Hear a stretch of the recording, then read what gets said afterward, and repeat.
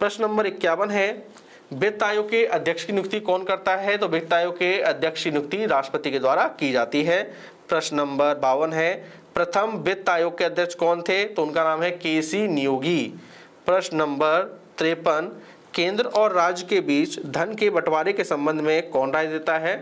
तो धन के बंटवारे के बीच में जो भी टैक्स कलेक्ट किया जाता है उसके बंटवारे के रूप में जो सलाह देता है वो देता है आपके वित्त आयोग।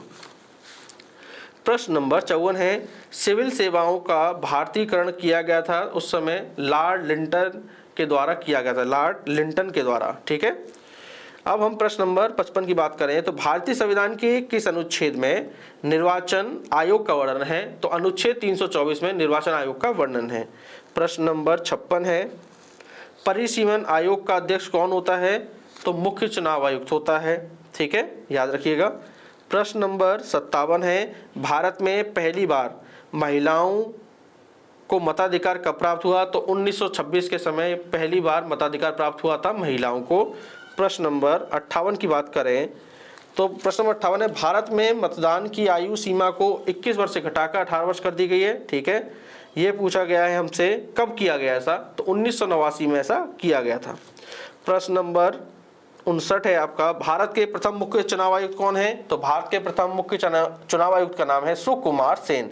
प्रश्न नंबर 60, संघ सूची, राज्य सूची तथा संवर्ती सूची का विस्तृत उल्लेख संविधान की किस अनुसूची में दिया गया है? तो 7वीं अनुसूची में संघ सूची, राज्य सूची और संवर्ती सूची के बारे में बात कही गई है। प्रश्न नंबर 61 है, सरकारिया आयोग संबंधित होता है, देखिए केंद्र और राज्य से संबंधित होता है सरकारी आयोग।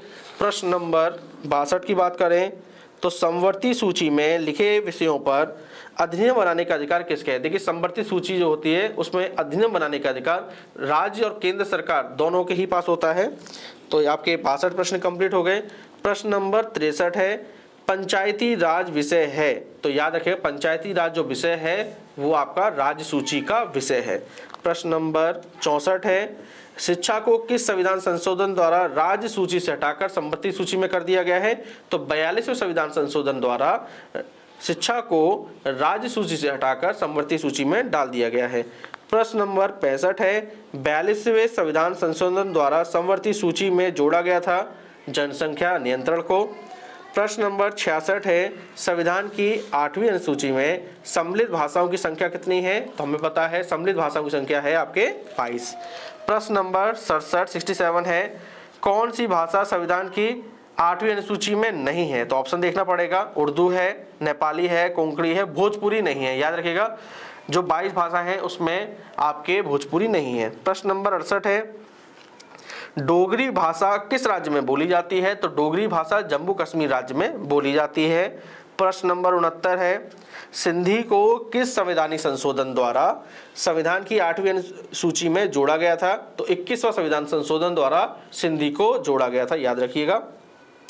प्रश्न नंबर 70 है हमारा, 1953 में गठित राजभाषा आयोग के प्रथम अध्यक्ष कौन थे? तो उनका नाम BG खरे। ठीक है।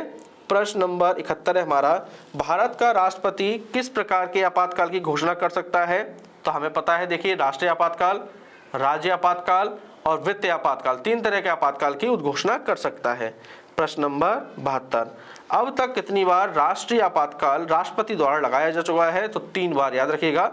अब तक राष्ट्रपति आपके राष्ट्रीय आपातकाल 3 बार लगाया जा चुका है। प्रश्न नंबर 73 है, राष्ट्रपति राष्ट्रीय आपातकाल की उद्घोषणा किन परिस्थितियों में कर सकता है? ये देखिए, युद्ध हो जाए, वायु आक्रमण हो जाए या सशस्त्र विद्रोह हो जाए, इन 3 कारणों से वो राष्ट्रीय आपातकाल लगा सकता है। प्रश्न नंबर 74 है, देश में पहली बार राष्ट्रीय आपातकाल की घोषणा कब हुई? तो 26 अक्टूबर 1962 के समय, डेट सुन लीजिए दोबारा, देश में पहली बार राष्ट्रीय आपातकाल की उद्घोषणा हुई थी 26 अक्टूबर 1962 को। ठीक है। प्रश्न नंबर 75 की बात करें तो देश में दूसरी बार राष्ट्रीय आपातकाल की उद्घोषणा कब हुई? तो लिख लीजिए, दूसरी बार राष्ट्रीय आपातकाल लगा 3 दिसंबर 1971 को। प्रश्न नंबर 76 की बात करें तो प्रश्न नंबर 76 हमसे पूछा, राष्ट्रपति ने देखिए अब तीसरी बार लिख लीजिए, तीसरी बार राष्ट्रीय आपातकाल, देखिए लिखिए डेट 25 जून 1975। एक बार रिपीट कर देते हैं, देखिए पहली बार राष्ट्रीय आपातकाल लगा 26 अक्टूबर 1962 को, दूसरी बार राष्ट्रीय आपातकाल लगा 3 दिसंबर 1971 को और तीसरी बार राष्ट्रीय आपातकाल लगा 25 जून 1975 को। ठीक है, कंप्लीट हो गया। अब बात कर रहे हैं प्रश्न नंबर 77। तीसरी बार राष्ट्रीय आपातकाल की उद्घोषणा जो हुई थी राष्ट्रपति ने किस आधार पर की थी? तो आंसर है आंतरिक अशांति के आधार पर।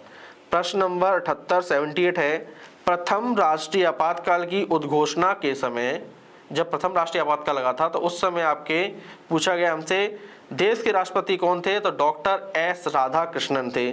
प्रश्न नंबर 79 79 है, किसी राज्य में समानता किसके परामर्श से राष्ट्रपति शासन लागू किया जाएगा? देखिए राज्यपाल के परामर्श से, बिल्कुल सही है। प्रश्न नंबर 80 है, किसी राज्य में राष्ट्रपति शासन की प्रारंभिक अवधि कितनी होती है? तो 6 माह अवधि होती है। प्रश्न नंबर 81 है, 42वें संविधान संशोधन द्वारा 1976 द्वारा राष्ट्रपति शासन की 6 माह की अवधि को बढ़ाकर कितना कर सकते हैं? देखिए 6 माह की अवधि को बढ़ाकर 1 वर्ष यानी कि 12 माह कर सकते हैं। प्रश्न नंबर 82 है, प्रथम बार राष्ट्रपति शासन किस राज्य में लगा था? तो उसका नाम है आपके पंजाब। ठीक है, और ब्रैकेट में लिख लीजिए पेप्सू। प्रश्न नंबर 83 की बात करें तो राज्य में आपातकाल के समय राज्य का शासन सीधे किसके हाथों में चला जाता है? अगर राज्य में राष्ट्रपति शासन लग गया तो सीधे कानून व्यवस्था चली जाएगी आपके राष्ट्रपति के हाथों। प्रश्न नंबर 84 की बात करें तो केंद्र शासित प्रदेश पर किसका शासन होता है? तो आपको पता होना चाहिए राष्ट्रपति द्वारा नियुक्त जो प्रशासक होते हैं उनका। प्रश्न नंबर 85 की बात करें, भारत के किस एकमात्र संघ राज्य क्षेत्र का अपना उच्च न्यायालय है? कुछ देर पहले पढ़ा था हमने, तो दिल्ली का अपना खुद का उच्च न्यायालय है। प्रश्न नंबर 86 की बात करें, राष्ट्रीय राजधानी क्षेत्र दिल्ली के प्रशासक को क्या कहा जाता है? तो दिल्ली के प्रशासक को हम कहते हैं उपराज्यपाल। तो 86 प्रश्न कंप्लीट हो गए हैं। प्रश्न नंबर 87 पे चलते हैं। प्रश्न नंबर 87 है,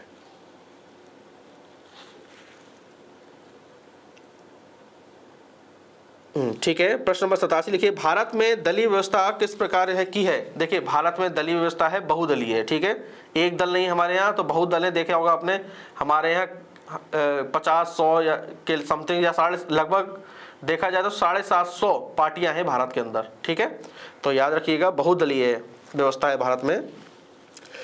प्रश्न नंबर अभी आपके कितने हो गए हैं? 86 87 प्रश्न कंप्लीट हो गए। ठीक है, प्रश्न नंबर 88 की बात करते हैं, लोकतंत्र का कार्य संचालन किसके अभाव में असंभव है? राजनीतिक दल के। ठीक है, राजनीतिक दल नहीं होगा तो लोकतंत्र का कार्य संचालन करना असंभव है। प्रश्न नंबर 89 की बात करें, किसी राजनीतिक दल को राष्ट्रीय दल अथवा प्रादेशिक दल के रूप में मान्यता कौन देगा? तो निर्वाचन आयोग मान्यता देता है। ठीक है, कोई भी दल राष्ट्रीय दल है, प्रादेशिक दल है, ये सब मान्यता निर्वाचन आयोग का होता है। चुनाव कराने का भी जिम्मेदारी निर्वाचन आयोग की होती है। ठीक है, चुनाव चिन्ह देने की भी जिम्मेदारी किसी की होगी?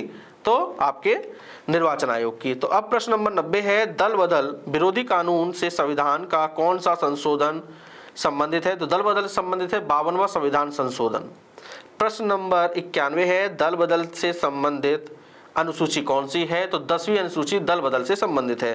प्रश्न नंबर 92 है, दल बदल निरोधक अधिनियम किस तिथि को पारित हुआ था? वो तिथि पूछ रहा है, तो 15 फरवरी 1985 वो तिथि है जब दल बदल विरोधी कानून पारित हुआ था।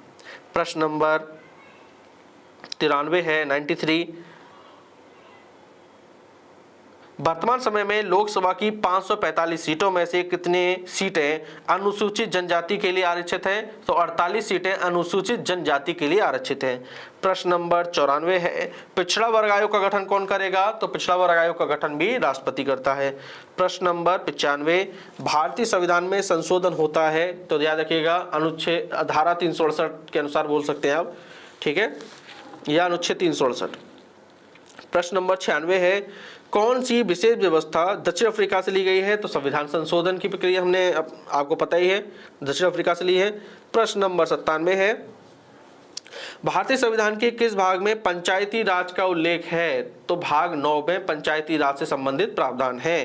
प्रश्न नंबर 98, संविधान की 11वीं अनुसूची में क्या सम्मिलित है? तो पंचायतों के जो कार्यक्रम होते हैं वो सम्मिलित है 11वीं अनुसूची में।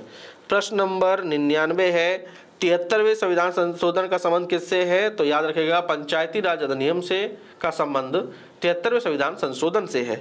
आज का अंतिम प्रश्न 100वां प्रश्न है, 73वें संविधान संशोधन द्वारा कौन सी अनुसूची जोड़ी गई? तो 11वीं अनुसूची जोड़ी गई थी। ठीक है, और आपको पता है 11वीं अनुसूची का संबंध किससे है?